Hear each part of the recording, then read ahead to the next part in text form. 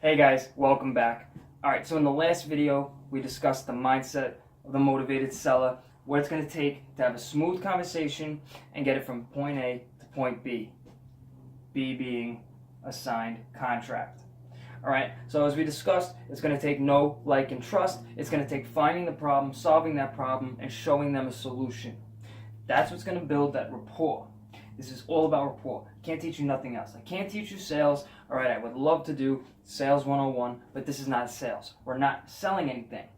We're buying, kind of. They're the sellers, all right? And once we say that we're the investor, that's when it kind of flips the script on them.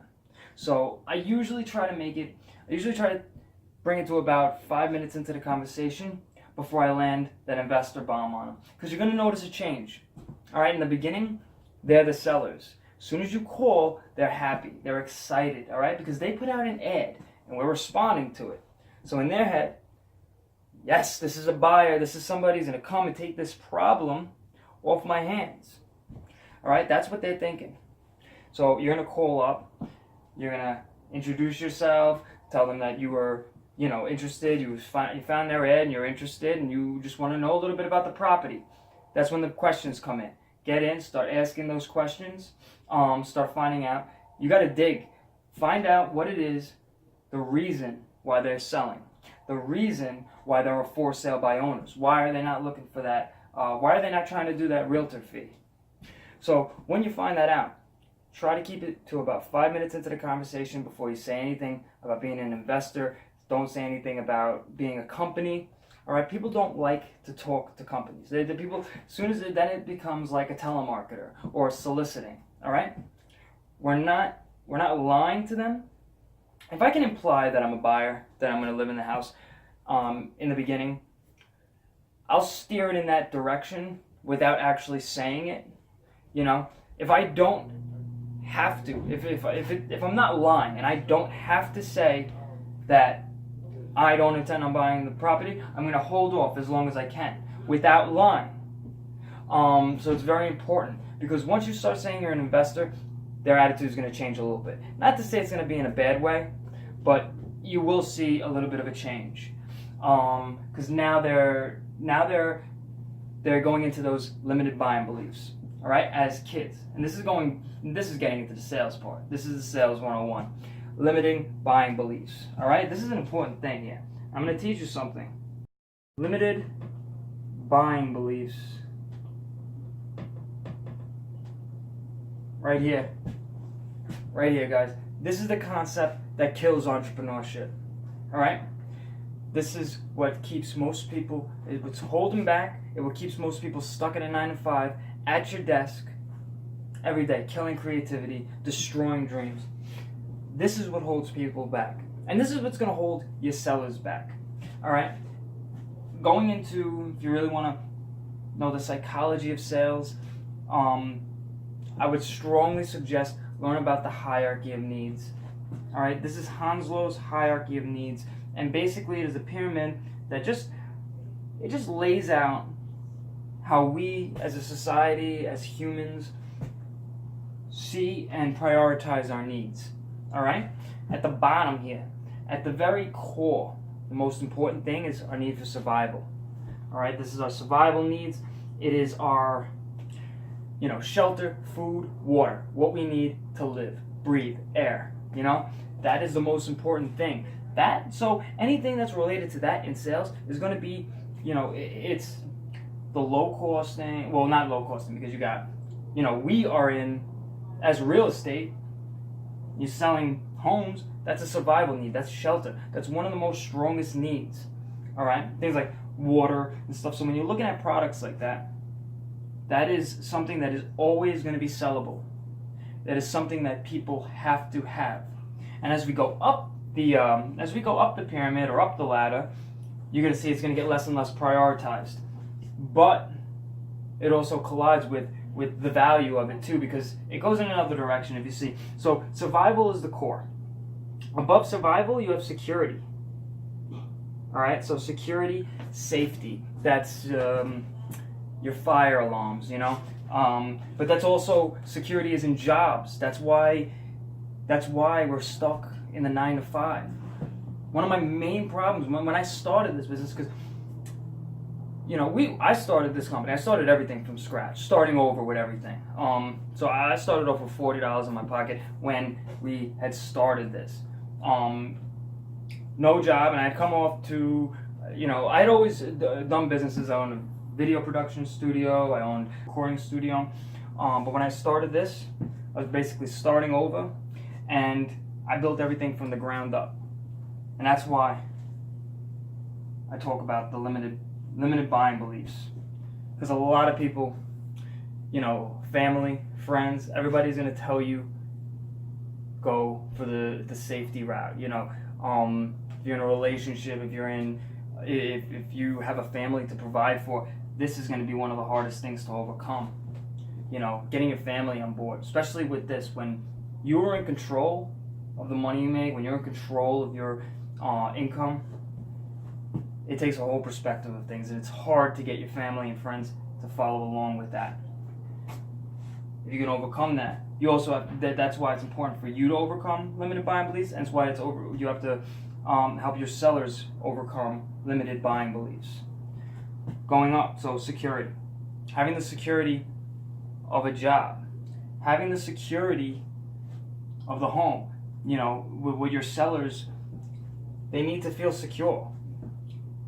Now, are they going to feel secure with you? I'll tell you right now, you'll never get a deal unless your seller thinks you're competent.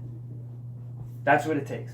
If they think you're competent enough to handle the biggest investment of their life, the biggest asset or liability, because that house is an asset or liability depending on which way you look at it. It's a liability if it's costing them money every month. If it's an empty house that they have to, if it's maintenance to them and they're losing every month, that's a liability. How can a house be a liability? It's supposed to be an asset. It's an asset. We turn this into an asset by turning it into cash flow. So, going up, you have security, you have belonging. Belonging. All right, that's if you're an internet marketer. We kind of got you with this group. That feeling of being a part of something. This can be a very powerful. This could be a very powerful need. A lot of people want to belong to something, and it's the third on this list, but that is what everybody's searching for. Whether it's relationship, whether it is camaraderie, friends, a group. There's something powerful. There's something, a movement. If you look at ClickFunnels, by now you've probably downloaded ClickFunnels. That was our suggested platform for landing pages.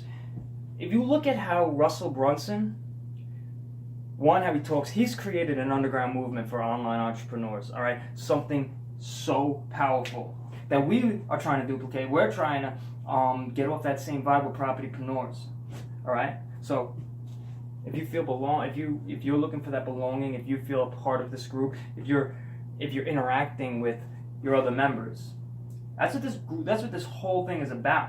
Forget these videos. I can only teach you so much. We've been doing it a short time. We were pretty successful at it, enough to be able to show you a new system, show you an opportunity. Like I said, we're not experts. We're here to partner with you. We're here to show you an opportunity. All right? And whether you've done real estate investing before or have not, we're going to show you a new way of doing it. We're going to show you what works for us. And we're going to do it in a way to make you successful. And we're going to do it by pushing you. All right? We're mentors. We're coaches. We're putting you on a path to start making your dreams come true. We're putting you on a path to get rid of these buying beliefs. This buying belief is going to be the reason why your seller doesn't want to sign that contract. Why they're afraid. Oh, we're giving you the property? No, you have to let them understand. That contract, no obligation. They're not signing nothing. We're not owning the property. It's giving us a principal interest.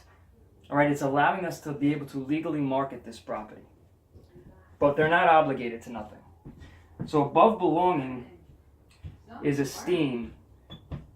Above belonging is that self-esteem. That's those beauty products. That is that's the likes on Facebook. that is that is buying the flyest jacket, the most expensive shoes, the most expensive sneakers. That is showing off the prestige, buying the very expensive car. That's what people are trying to satisfy when they're at this level of the pyramid. And that's what you have to think if you're selling a high ticket product. Any high ticket product. That's how you as a marketer. So we have a few different clients that we do marketing for, running Facebook ads. We'll have some videos about that later on, because there are a lot of different ways that you could be making money online, and we want to help you on all these avenues. But selling high ticket products, one of the hardest clients I had was selling Art Deco, which is very, very high end furniture.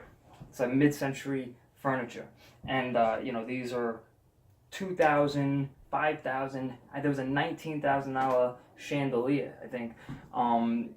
They had all different products: chandeliers, statues, desks, all mid-century home decor, Art Deco.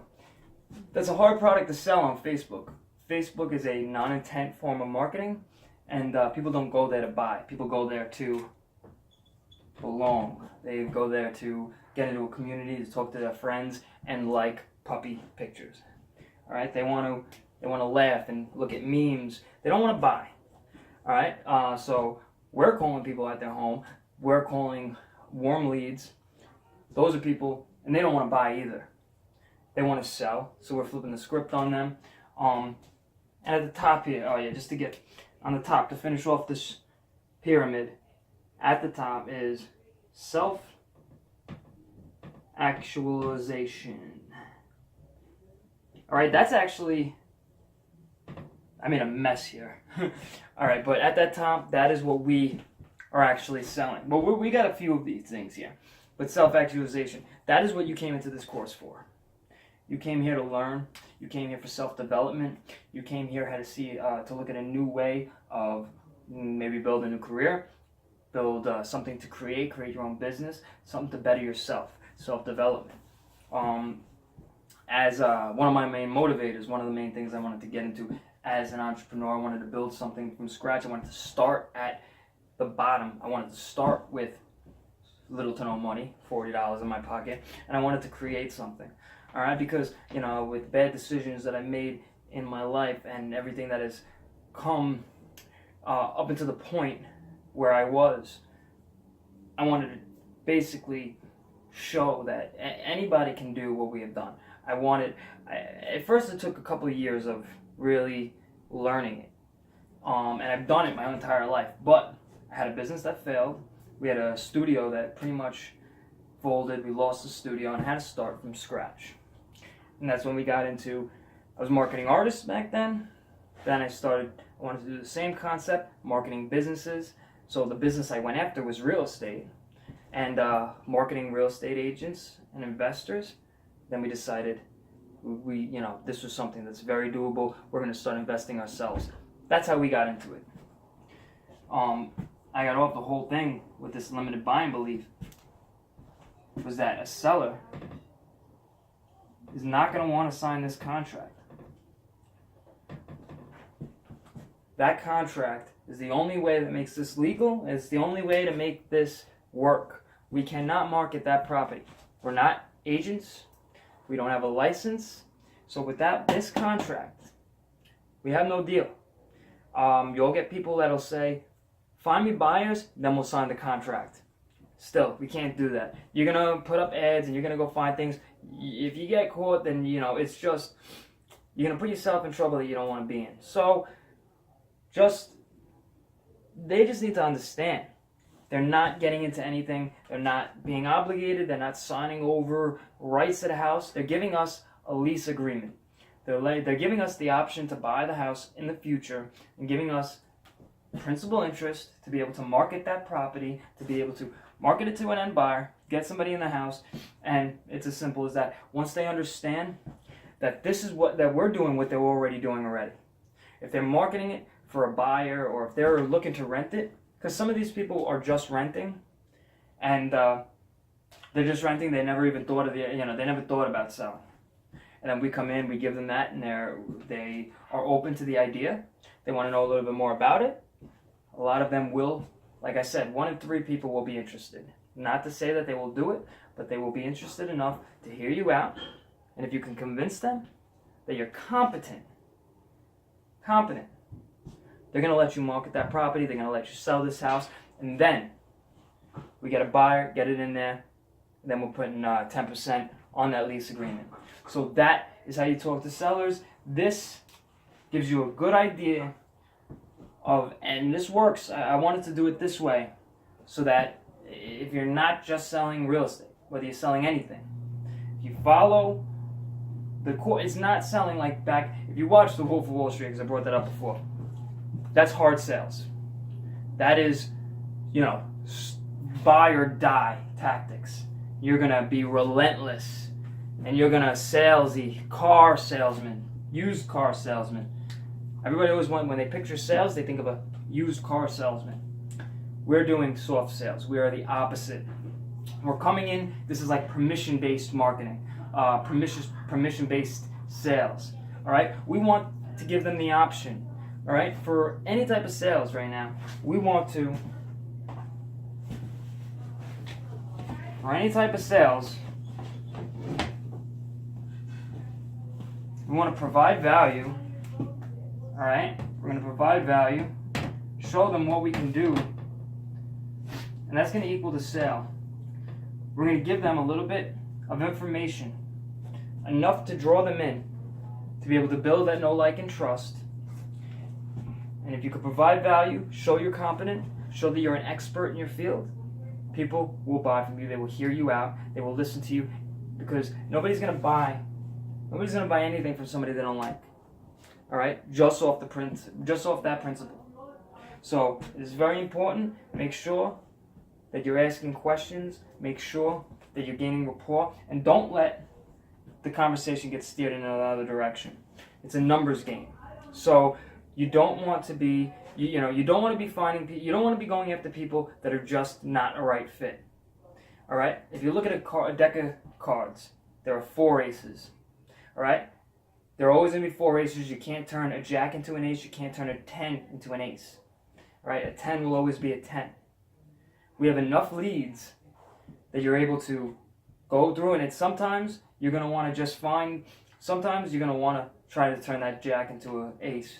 It's not worth it. Move on to the next one. Find somebody that you can actually help. And we're looking for volume. So go through them. Know your prospect. Know if this is a person that's worth spending 20 minutes on, half hour on, because sometimes you'll have those calls. No, there's enough aces. We got plenty of leads, so if you're in our Property Pros package, you're going to be getting a little overwhelmed at the amount of leads that we get. All right? We'll be sending out text blasts in your area, so, it's going to be very exciting. It's going to be, we're not hyping this up. You're going to have more leads than you know what to do with.